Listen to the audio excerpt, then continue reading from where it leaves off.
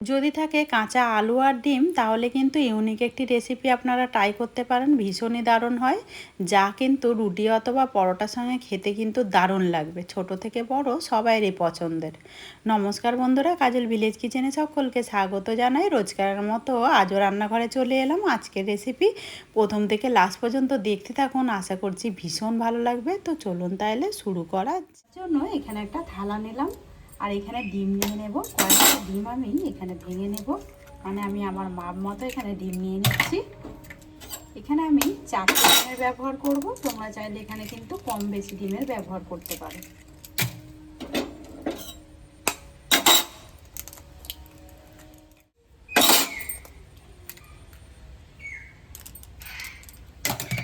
এখানে কিছু উপকরণ দেব, যেমন দেব 1 চামচের মতো পেঁয়াজ, তোমরা চাইলে এখানে কম বেশির ব্যবহার করতে পারো।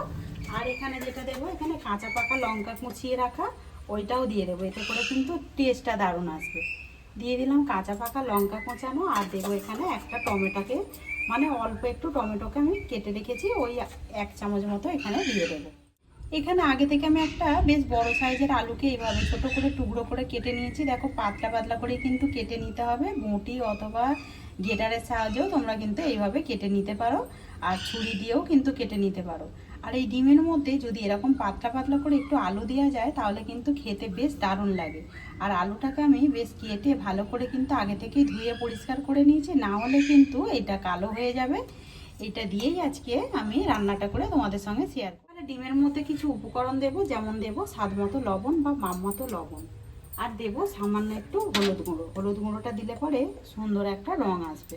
উপকরণকে দিয়ে আমি খুব ভালো করে ডিমের সঙ্গে সমস্ত উপকরণগুলো মিশিয়ে নিতে হবে। এই কাঁচা ডিমের মধ্যে আলু দিয়ে কিন্তু বেশ দারুণ হয় রেসিপিটি, খেতে ভীষণই দারুণ হয়। সমস্ত উপকরণগুলোকে ডিমের সঙ্গে খুব ভালো করে এইভাবে কিন্তু মিশিয়ে নিতে হবে। অপরদিকে দেখো গ্যাস অন করে আমি একটা কিন্তু কড়া গরম করতে বসিয়ে দিয়েছি। একটু এরকম চওড়া ধরনের কড়া হলেই কিন্তু ভালো হয়। দিয়ে দিলাম 2 চামচের মতো সর্ষের তেল, আর আমি রান্নাটা কিন্তু আজকে সর্ষের তেলেই করবো। চারিদিকে একটু এইভাবে ছিটিয়ে দিতে হবে। কড়াটা কিন্তু বেশ আগে থেকে গরম বসিয়েছি বলে গরম রয়েছে। এদিকে দেখো তেলটা কিন্তু বেশ গরম হয়ে গেছে। এই সময় আমি গ্যাসটাকে একদম আস্তে করে দেব। আর এখানে যে আলুগুলোকে কেটে রেখেছিলাম, এই আলুগুলোকে একে একে আমি এইভাবে সমস্তগুলোই সুন্দর করে সাজিয়ে নেব।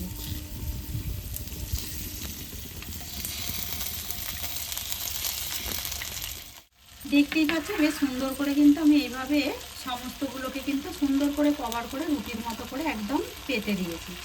এবার এইখানে যে ডিমের মিশ্রণটা করেছিলাম, এইটাকে আমি চারিদিকে এইভাবে দিয়ে দেবো, যেন আলুগুলো কিন্তু ঢাকা হয়। এইভাবেই মাথায় রাখতে হবে, আর ডিমটাও ঠিক সেরকমই নিতে হবে, তাহলে খেতে ভালো লাগবে।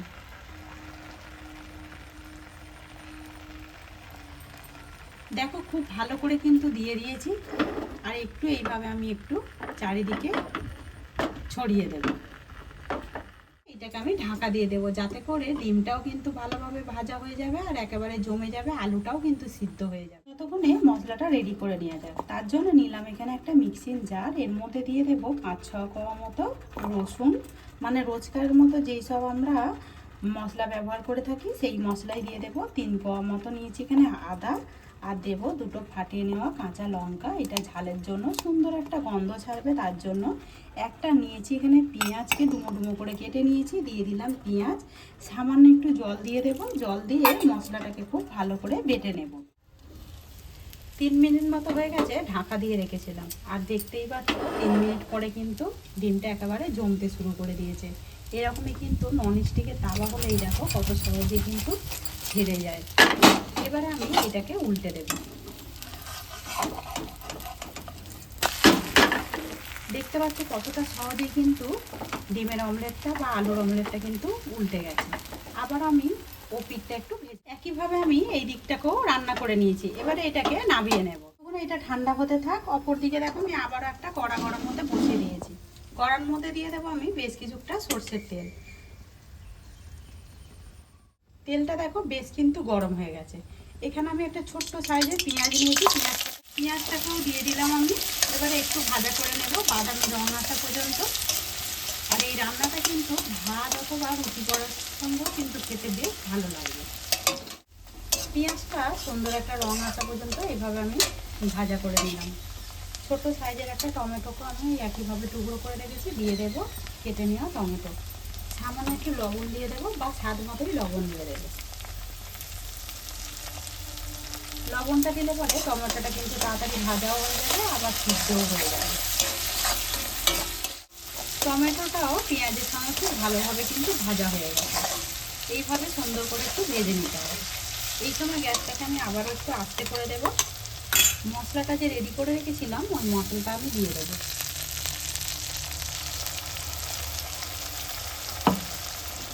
খুব ভালো করে একটু মিশিয়ে নেব। এখানে আদা রসুনটা আর কাঁচা লঙ্কাটাও বেশ কিন্তু ভালো করে আমি ভাজা ভাজা করে নিলাম, মানে কাঁচা গন্ধটা যাওয়া পর্যন্ত এভাবে কিন্তু একটু নাড়াচাড়া করে নিতে হবে। দেখিয়ে এবারে একে একে কিছু গুঁড়ো মশলা দিয়ে দেবো। যেমন দিয়ে দেবো সুন্দর রঙের জন্য হলুদ গুঁড়ো দিয়ে দেবো, আমি এখানে জিরে গুঁড়ো,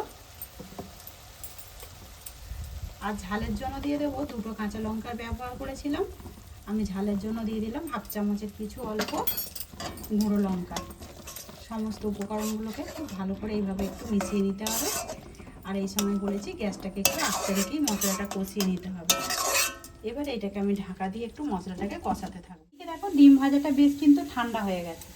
এবারে তোমরা তোমাদের পছন্দ মতো করে কিন্তু কেটে নিতে পারো। আমি একটা ছুরি নিলাম, ছুরি নিয়ে সুন্দর করে আমি এটাকে পিস পিস করে কেটে নেব।